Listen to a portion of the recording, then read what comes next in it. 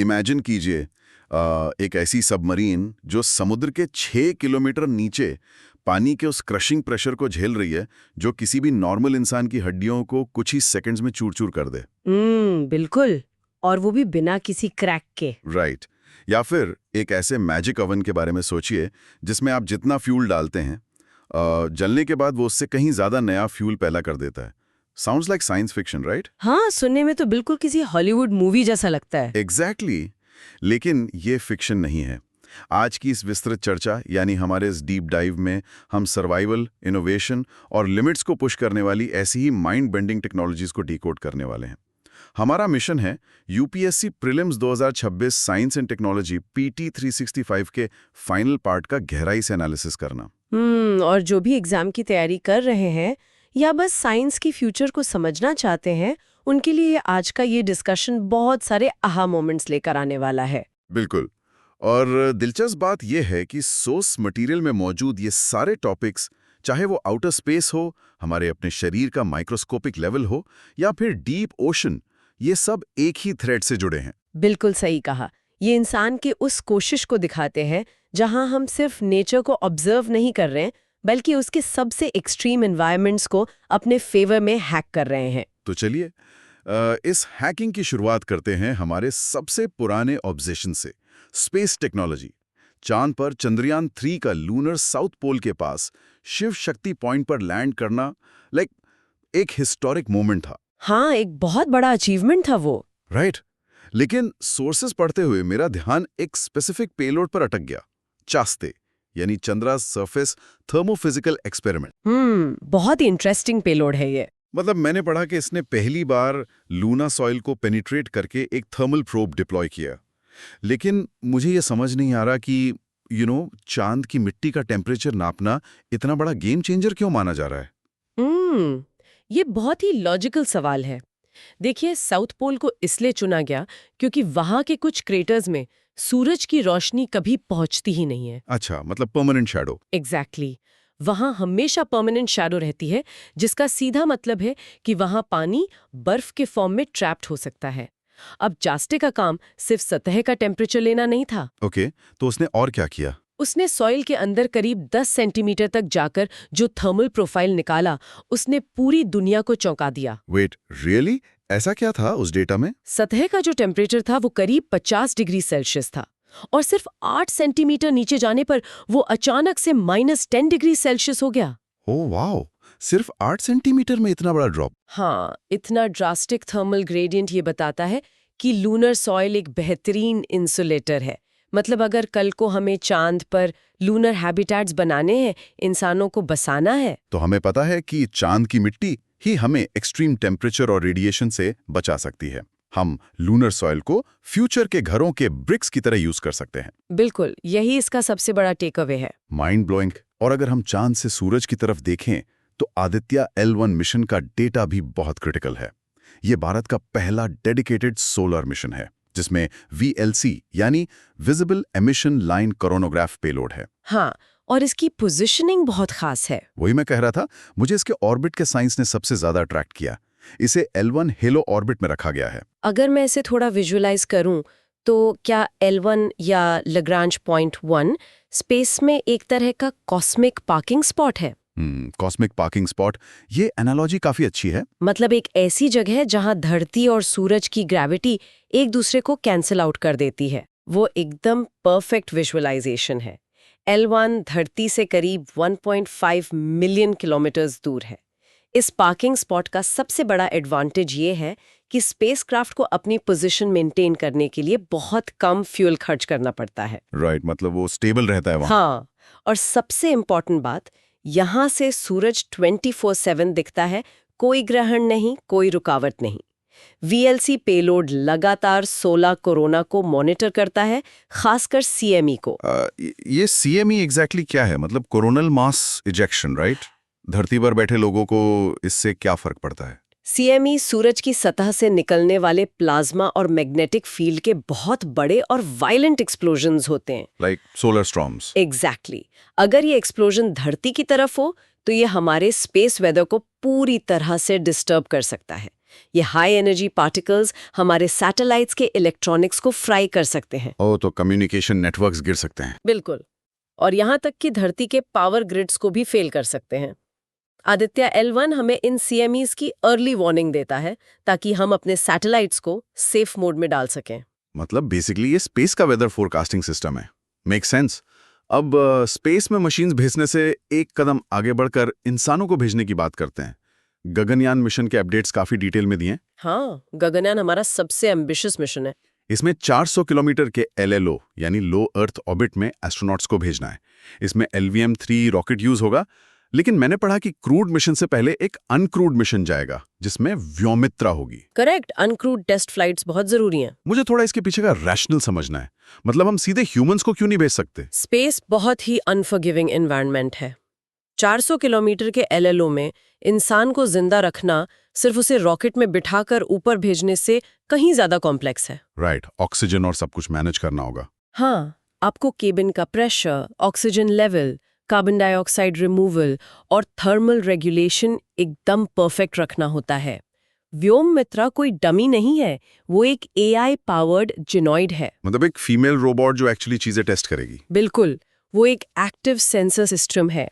वो माइक्रोग्रेविटी में वो सारे पैरामीटर्स चेक करेगी, स्विचेस ऑपरेट करेगी और हमारे लाइफ सपोर्ट सिस्टम्स को स्ट्रेस टेस्ट करेगी। जब तक व्योममित्रा का डेटा 100% सक्सेसफुल नहीं होता, हम इंसानों की जान रिस्क में नहीं डाल सकते। वाह, तो बेसिकली हमारे लिए रास्ता बना रही है। और इसी से जुड़ा है भारतीय अंतरिक्ष स्टेशन या BIS। हाँ, वो नेक्स्ट स्टेप है। एक बार जब हम लियो में इंसान भेजना सीख गए, तो अगला लॉजिकल स्टेप है वहाँ एक परमानेंट आउटपोस्ट बनाना, जो कि हमारा BIS होगा। ये सब बहुत ही सिस्टमैटिक अप्रोच लग रही है। अच्छा, इसी कोलैबोरेटिव और एडवांस्ड स्पेस टेक में एक और नाम बहुत प्रोमिनेंटली मेंशन्ड है, निसार, यानी NASA ISRO synthetic aperture radar. Nisar एक बहुत ही रेवोल्यूशनरी अर्थ ऑब्जर्वेशन सैटेलाइट है। सोर्सेस कहते हैं कि ये दुनिया का पहला अर्थ ऑब्जर्वेशन सैटेलाइट है जो L बैंड और S बैंड दोनों को इंटीग्रेट करता है, और इसे GSLV रॉकेट से SSO या सन सिंक्रोनस पोलर ऑर्बिट में लॉन्च किया जा रहा है। हाँ, इसमें काफी सारे फर्स्ट्स हैं। मुझे यहाँ दो चीजें डिकोड करनी है। पहला, ये SSO क्या है और GSLV का यूज इसमें क्यों स्पेशल है? बहुत ही क्रिटिकल पॉइंट पकड़ा है आपने। नॉर्मली भारत का जो GSLV रॉकेट है वो भारी कम्युनिकेशन सैटेलाइट्स को GTO यानी जियो सिंक्रोनस ट्रांसफर ऑर्बिट में डालने के लिए यूज होता है, जो धरती से करीब 36,000 किलोमीटर दूर होता है, राइट? एग्जैक्टली। लेकिन निसार एक अर्थ ऑब्जर्वेशन सैटेलाइट है जिसे पृथ्वी को बहुत करीब से स्कैन करना है। SSO या सन सिंक्रोनस ऑर्बिट एक लोअर पोलर ऑर्बिट है। तो इसमें सन सिंक्रोनस का क्या मतलब हुआ? इसका मतलब है कि सैटेलाइट धरती के किसी भी पॉइंट के ऊपर से जब गुजरेगा तो वहां का लोकल सोलर टाइम हमेशा सेम होगा। ओ, तो मतलब लाइटिंग हमेशा सेम रहेगी। बिल्कुल। इससे इमेजेस में शैडोज और लाइटिंग हमेशा कंसिस्टेंट रहती है, जो कि किसी भी साइंटिफिक कंपैरिजन के लिए बहुत ज़रूरी है। और क्योंकि नासार बहुत भारी है, इसलिए पहली बार GSLV को इस लोअर पोलर ऑर्बिट के लिए यूज़ किया जा रहा है। Make sense. और ये L बैंड और S बैंड का क्या फंक्शन है? ये रडार फ्रीक्वेंसीज हैं। नॉर्मल ऑप्टिकल कैमरा जो होता है वो बादलों के आर पार नहीं देख सकता। हाँ, बारिश में तो इमेजेस बेकार हो जाएंगी। राइट, लेकिन L बैंड और S बैंड रडार्स घने बादलों और यहाँ तक कि जंगलों की घनी कैनोपी यानी पेड़ों के पत्तों को भी भेद कर जमीन की सतह को स्कैन कर सकते हैं। वेट, मतलब पेड़ों के नीचे की जमीन भी दिख जाएगी? हाँ, ये मिलीमीटर लेवल तक जमीन का खिसकना या ग्लेशियर्स का पिघलना नाप सकते हैं। अर्थक्वेक्स, लैंडस्लाइड्स या ग्राउंड वाटर डिप्लीशन का ऐसा 3D डेटा दुनिया में पहले कभी किसी एक सैटेलाइट ने नहीं दिया। तो स्पेस टेक्नोलॉजी सिर्फ बाहर देखने के लिए नहीं है, बल्कि अपने ही प्लैनेट को एक माइक्रोस्कोपिक डेप्थ में समझने के लिए है। डेफिनेटली, ये हमारे सर्वाइवल के लिए है। फैसिनेटिंग। अब चूंकि हम अर्थ ऑब्जर्वेशन और रडार्स की बात कर रहे हैं, तो आसमान से ही जुड़ा हमारा अगला क्रिटिकल फोकस एरिया आता है डिफेंस टेक्नोलॉजी। हाँ, हमारी एयर स्पेस और सीमाओं की सुरक्षा। बिल्कुल।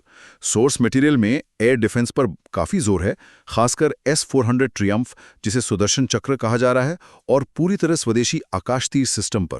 आकाश तीर एक बहुत बड़ा माइलस्टोन है हमारे लिए। मैंने देखा कि आकाश तीर के लिए एक टर्म यूज हुआ है, AI driven C4 ISR framework.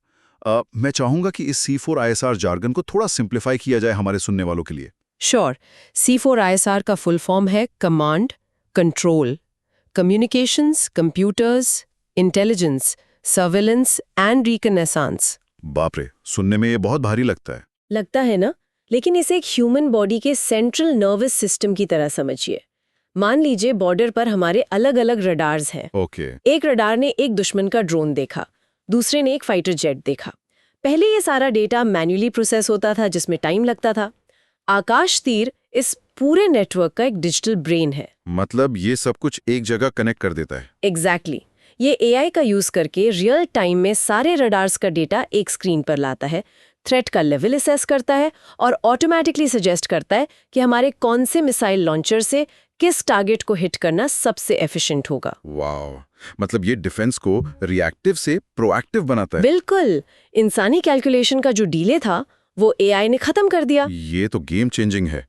और जब हम टारगेट्स को हिट करने की बात कर रहे हैं तो अग्नि 5 मिसाइल और उसकी MARV तकनीक का अपडेट भी मिस नहीं कर सकते। MARV यानी? Multiple independently targetable re entry vehicle. हाँ, MRV मिसाइल टेक्नोलॉजी का एक मास्टरपीस है। अगर आप पुरानी बैलिस्टिक मिसाइल्स को देखें तो वो एक पत्थर की तरह होती थीं। पत्थर की तरह? कैसे? मतलब आपने फेंका, वो स्पेस में गईं और वापस एटमॉस्फेयर में आकर एक सिंगल टारगेट पर गिर गईं, बस। ओके, और MRV में क्या अलग है? MRV को आप एक डिलीवरी ट्रक की तरह सोच सकते हैं। एक ही अग्नि 5 मिसाइल स्पेस में जाती है, लेकिन जब वो वापस एटमॉस्फेयर में री एंटर करती है तो उसका पेलोड खुलता है और उसमें से कई अलग अलग वॉरहेड्स निकलते हैं।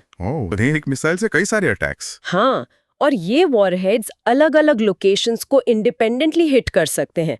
दुश्मन का कोई भी एयर डिफेंस सिस्टम एक साथ इतने सारे मल्टीपल एंगल से आते हुए वॉरहेड्स को रोक नहीं सकता। ये तो बहुत ही लीथल है। क्लियर?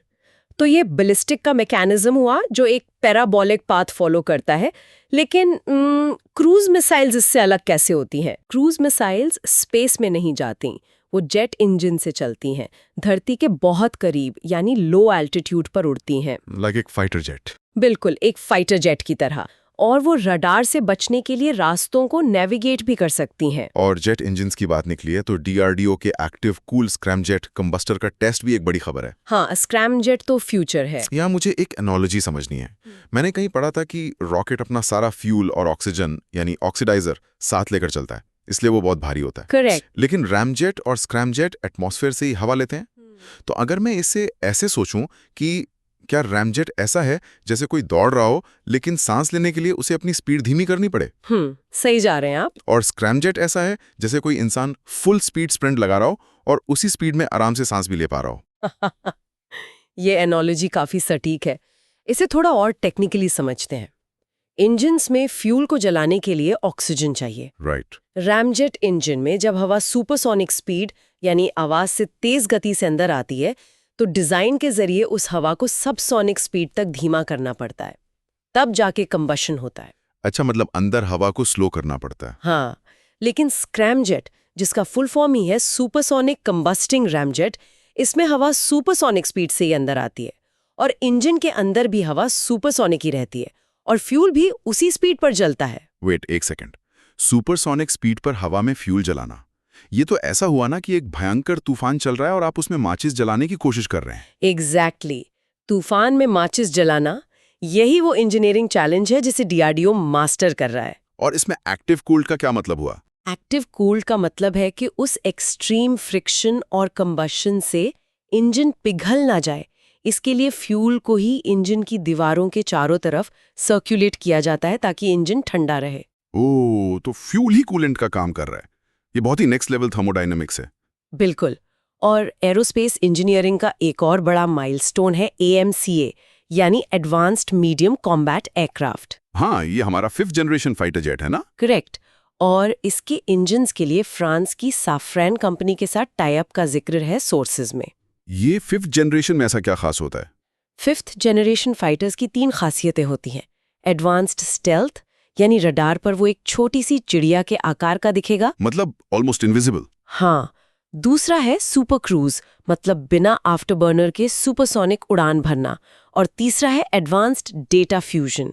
लेकिन इन सब के लिए एक बहुत पावरफुल और रिलायबल इंजन चाहिए। तो क्या हम खुद इंजन नहीं बना सकते? देखिए, फाइटोजेट का इंजन बनाना न्यूक्लियर वेपन बनाने से भी ज्यादा मुश्किल माना जाता है। इसलिए सैफरन जैसे एक्सपीरियंस्ड कंपनी के साथ टाई अप हमारे स्वदेशी एरोस्पेस इकोसिस्टम के लिए एक बहुत बड़ा जंप है। वाओ! इन सारे आसमान और स्पेस के एडवांस्ड वेपन्स को देखते हुए लगता है कि इंसान ने सब कुछ जीत लिया है। हाँ, ऊपर ऊपर से तो ऐसा ही लगता है। लेकिन सोर्स मटेरियल का अगला हिस्सा हमें वापस जमीन पर, बल्कि माइक्रोस्कोपिक लेवल पर ले आता है, जो शायद बड़े हथियारों से ज्यादा खतरनाक है। बात हो रही है हेल्थ और बीमारियों की। Micro level threats. यहाँ एक टर्म बहुत हाईलाइट किया गया है, AMR या एंटीमाइक्रोबियल रेजिस्टेंस, जिसे साइलेंट पेंडेमिक कहा जा रहा है। ये आज के टाइम का सबसे बड़ा हेल्थ क्राइसिस है। तो एक्सपर्ट मुझे ये समझना है कि ये AMR काम कैसे करता है। सोर्स में वर्टिकल जीन ट्रांसफर और हॉरिजॉन्टल जीन ट्रांसफर का जिक्र है। राइट। अब वर्टिकल तो मैं समझ सकता हूँ कि एक बैक्टीरिया ने डिवाइड होकर 2 बैक्टीरिया बनाए तो उसने अपना रेजिस्टेंस अपने बच्चों को या अगली जनरेशन को पास कर दिया। बिल्कुल, वो सिंपल इनहेरिटेंस है। लेकिन ये हॉरिजॉन्टल जीन ट्रांसफर क्या माइक्रोस्कोपिक लेवल की कोई हैकिंग है? आप इसे हैकिंग ही कह सकते हैं, और यही सबसे ज्यादा डरावना पार्ट है। हम इंसानों ने एंटीबायोटिक्स का इतना ओवर यूज किया है कि कुछ पैथोजेंस ने उनके खिलाफ सर्वाइवल मैकेनिज्म बना लिया है, जिन्हें हम सुपरबग्स कहते हैं। हाँ, सुपरबग्स का नाम तो सुना है। अब हॉरिजॉन्टल जीन ट्रांसफर में क्या होता है कि जब 2 बिल्कुल अलग-अलग प्रजाति के बैक्टीरिया जब एक दूसरे के करीब आते हैं, तो वो अपने डीएनए का एक छोटा हिस्सा, जिसे प्लाज्मिड कहते हैं, एक दूसरे के साथ शेयर कर लेते हैं। मतलब वो एक दूसरे को एंटीबायोटिक से बचने का कोई चीट कोड या USB ड्राइव पास कर रहे हैं? हाँ, बिल्कुल। इसका मतलब ये है कि एक बिल्कुल नॉर्मल नॉन रेजिस्टेंट बैक्टीरिया भी सिर्फ किसी सुपरबग के संपर्क में आने से अचानक से रेजिस्टेंट बन सकता है। ये तो सच में खतरनाक है। इसीलिए इसे साइलेंट पैंडेमिक कहते हैं, क्योंकि हमारे सबसे स्ट्रॉन्गेस्ट एंटीबायोटिक्स भी अब कई इन्फेक्शंस पर काम करना बंद कर रहे हैं। बाप रे। लेकिन साइंस भी चुप नहीं बैठा है। मैंने पढ़ा कि वैक्सीन टेक्नोलॉजी में बहुत रेडिकल शिफ्ट्स आ रहे हैं। हाँ, वैक्सीन्स अब बहुत एडवांस्ड हो गई हैं। जैसे मलेरिया के लिए भारत की पहली स्वदेशी एडफेल्सीवैक्स मल्टी स्टेज वैक्सीन का मेंशन है, जो पैरासाइट के लिवर और ट्रांसमिशन दोनों स्टेजेस को रोकती है। वो मलेरिया के खिलाफ एक बड़ा वेपन है। लेकिन मुझे सबसे ज्यादा फैसिनेट किया कैंसर के लिए यूज होने वाली वैक्सीन्स ने। 2 नाम दिए हैं, ऑन्कोलॉजिक वैक्सीन जैसे एंटेरोमिक्स और पर्सनलाइज्ड mRNA वैक्सीन्स। mRNA तो कोविड के बाद से काफी चर्चा में है। मैं इस mRNA टेक्निक को लेकर थोड़ा क्यूरियस हूं। कुछ लोग डरते हैं कि ये हमारे DNA को बदल देगी। तो अगर मैं इसे अपने तरीके से समझूं, हाँ, बताइए। क्या मैं mRNA वैक्सीन को एक स्नैपचैट मैसेज से कंपेयर कर सकता हूं? Snapchat message, interesting. कैसे? मतलब जैसे स्नैपचैट पर एक मैसेज आता है, आप उसे पढ़ते हैं और वो तुरंत गायब हो जाता है। राइट। वैसे ही mRNA हमारे सेल्स के पास एक जेनेटिक इंस्ट्रक्शन लेकर जाता है कि एक स्पेसिफिक प्रोटीन कैसे बनाना है, और जैसे ही सेल वो प्रोटीन बना लेता है, वो mRNA का मैसेज हमेशा के लिए डिस्ट्रॉय हो जाता है। वो हमारे सेल के न्यूक्लियस यानी DNA तक कभी पहुंचता ही नहीं। क्या ये सही है? ये स्नैपचैट एनालॉजी 100% एक्यूरेट है। mRNA वैक्सीन आपके शरीर में कोई जिंदा या मरा हुआ वायरस नहीं डालती, वो सिर्फ एक जेनेटिक इंस्ट्रक्शन है। और कैंसर के केस में ये कैसे काम करता है? कैंसर के केस में पर्सनलाइज्ड mRNA वैक्सीन्स ऐसे काम करती हैं कि पहले पेशेंट के ट्यूमर का जेनेटिक प्रोफाइल लिया जाता है। ओके, मतलब पेशेंट के हिसाब से कस्टमाइज्ड। बिल्कुल। फिर लैब में एक स्पेसिफिक mRNA बनाया जाता है जो पेशेंट के इम्यून सिस्टम को इंस्ट्रक्ट करता है कि देखो, इस तरह के म्यूटेटेड सेल्स जहां भी दिखें उन्हें मार गिराओ। ये कीमोथेरेपी की तरह पूरे शरीर को डैमेज नहीं करता, ये सिर्फ कैंसर सेल्स को टारगेट करता है। वाओ। और ये ऑन्कोलिटिक वैक्सीन्स का क्या फंडा है? ऑन्कोलिटिक का लिटरल मीनिंग ही है कैंसर को तोड़ने वाला। इसमें साइंटिस्ट्स कुछ वायरसेस को जेनेटिकली मॉडिफाई करते हैं। वायरसेस को? हाँ, कैंसर मारने के लिए? हाँ, वो वायरसेस सिर्फ और सिर्फ कैंसर सेल्स के अंदर ही रेप्लिकेट यानी मल्टीप्लाई हो सकते हैं। जब वो कैंसर सेल के अंदर मल्टीप्लाई होते हैं तो सेल फट जाता है। ओह, तो कैंसर सेल डिस्ट्रॉय हो गया। और उसके बाद हमारा अपना इम्यून सिस्टम उस कैंसर को पहचान कर उसे पूरी तरह खत्म कर देता है। ये हेल्थी सेल्स को बिल्कुल टच नहीं करते। लिटरली हम बीमारियों को उन्हीं के वेपन से हरा रहे हैं। ये प्रिसिजन मेडिसिन का फ्यूचर है। और इसी पब्लिक हेल्थ अप्रोच का रिजल्ट है कि डेटा में कुछ बहुत पॉजिटिव अपडेट्स हैं। भारत में ट्यूबरक्यूलोसिस यानी टीबी के नए मामलों में 21% की कमी आई है। ये एक बहुत बड़ा अचीवमेंट है हमारे हेल्थ सिस्टम का। और WHO ने भारत को ट्रकोमा, जो कि इरिवर्सिबल ब्लाइंडनेस का एक बड़ा कारण था, उसके एलिमिनेशन का सर्टिफिकेट दिया है।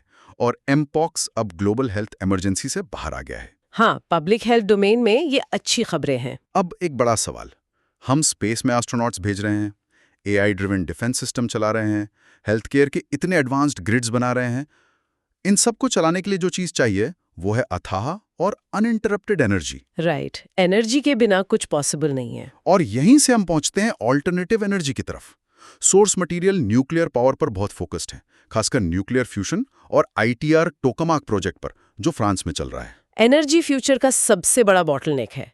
अभी हम जो न्यूक्लियर रिएक्टर्स यूज करते हैं वो फिजन पर चलते हैं। जिसमें यूरेनियम यूज होता है। हाँ, जहां हम भारी एटम्स को तोड़कर एनर्जी निकालते हैं, जिसमें काफी रेडियो एक्टिव वेस्ट निकलता है।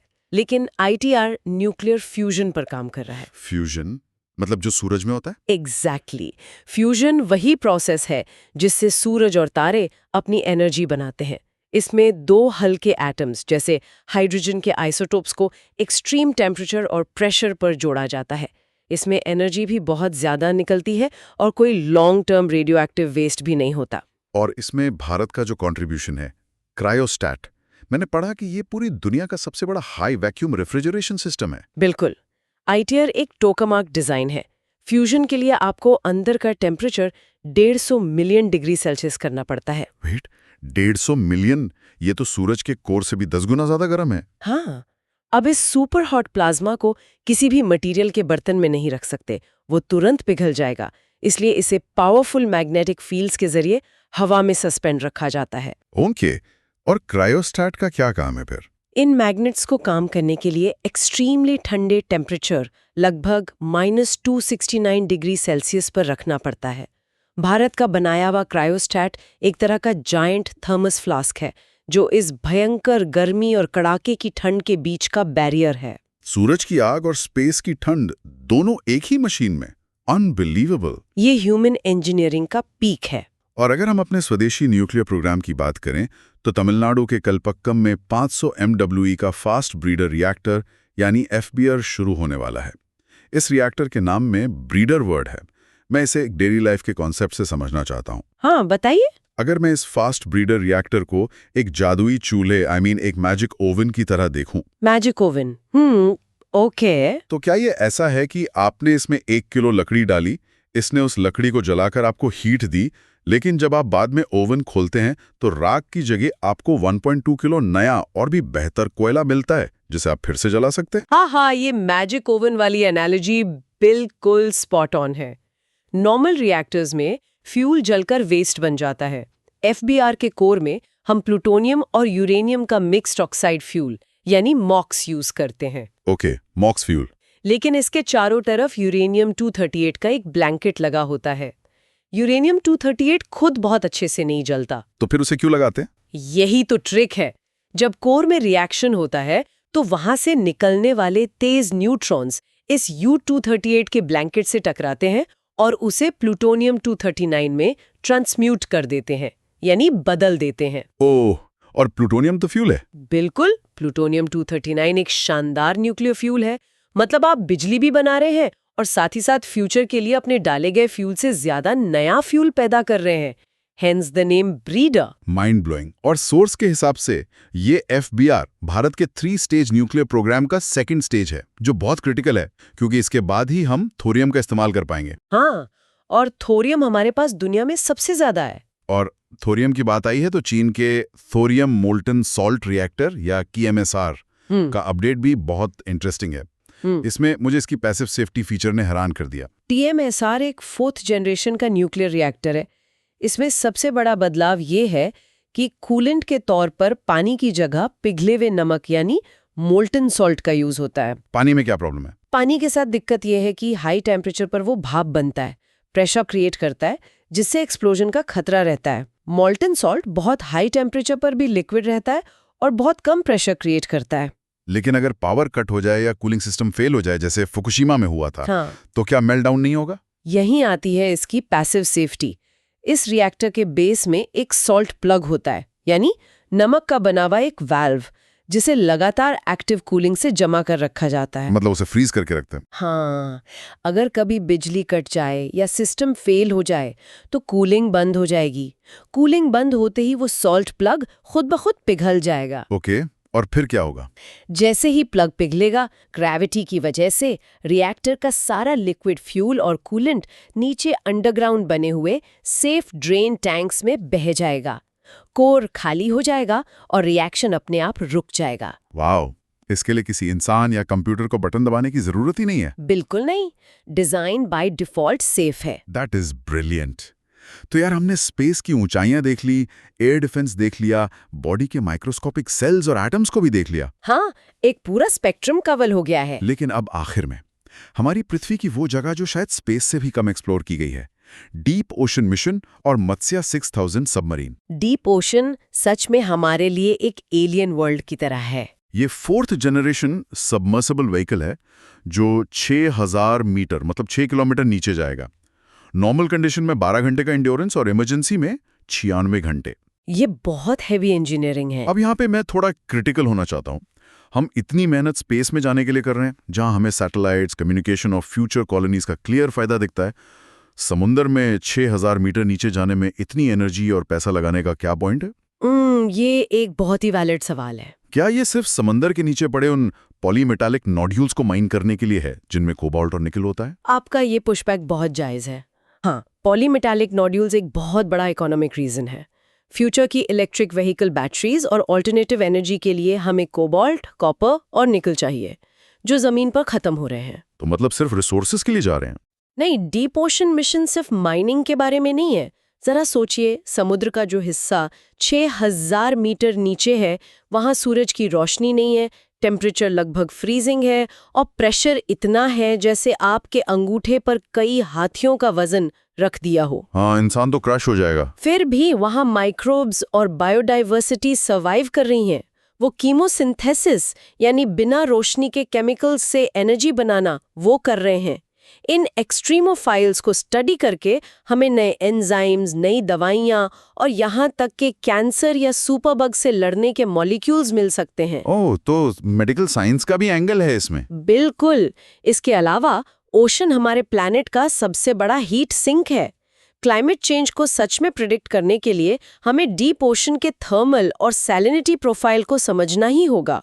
मत्स्या 6000 हमें डीप सी एक्सप्लोरेशन के एलीट क्लब में शामिल करता है, जो फ्यूचर की ब्लू इकोनॉमी की चाबी है। मतलब स्पेस हमें बाहर देखना सिखाता है और डीप ओशन हमें अपने ही घर की गहराइयों को समझना सिखाता है। बहुत सही बात कही आपने। क्या कमाल का डिस्कशन रहा ये। अगर हम आज के इस डीप डाइव के सारे डॉट्स को कनेक्ट करें, हमने देखा कि कैसे L1 ऑर्बिट और निसार से हम स्पेस में स्टेबल ऑब्जर्वेशन कर रहे हैं। स्पेस से लेकर जमीन तक। कैसे आकाश तीर का AI और स्क्रैम जेट का एक्सट्रीम कंबशन हमारी एयरस्पेस को एक अभेद्य किले में बदल रहा है। कैसे हम AMR के साइलेंट पैंडेमिक से लड़ने के लिए mRNA वैक्सीन्स को स्नैपचैट मैसेज की तरह यूज कर रहे हैं। बिल्कुल। और कैसे FBR के जादुई ओवन और ITR के फ्यूजन से हम अनलिमिटेड एनर्जी की तरफ बढ़ रहे हैं। और आखिर में मत्स्या 6000 का डीप सी डाइव। इन सारे सोर्सेज को डिकोड करने के बाद एक पैटर्न बिल्कुल क्लियर है। टेक्नोलॉजी अब सिर्फ एक टूल नहीं है जो हम इस्तेमाल करते हैं। ये हमारे एनवायरनमेंट और यहाँ तक कि हमारी बायोलॉजी को री इंजीनियर करने का तरीका बन चुकी है। और यही पैटर्न मुझे आज के सबसे बड़े और प्रोवोकेटिव थॉट की तरफ ले जाता है। हमारे सुनने वाले जरा इन सारे डॉट्स को एक साथ जोड़कर देखें। हम गगनयान में एस्ट्रोनॉट्स को माइक्रो ग्रेविटी में जिंदा रखने के लिए लाइफ सपोर्ट सिस्टम्स बना रहे हैं।